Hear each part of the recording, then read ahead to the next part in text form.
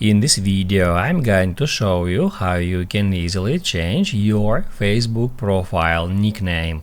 Be sure to watch the video to the very end so you don't make any mistakes, and of course do not forget to like this video and subscribe to my channel. Thanks guys. So let's get started, and first off, open up Facebook app, then go to menu. Tap at gear to open up settings, and then tap somewhere right here to open up Meta Account Center.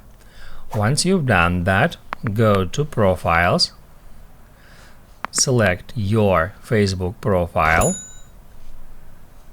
then tap at name, and in here you can easily find manage other names.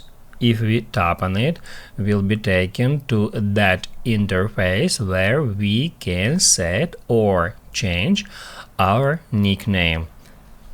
In name type, we can tap right here. If someone except nickname is selected, then just check mark nickname and then just enter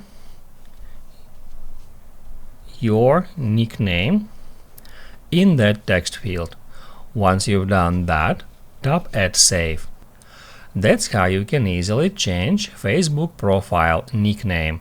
If we go to our profile now,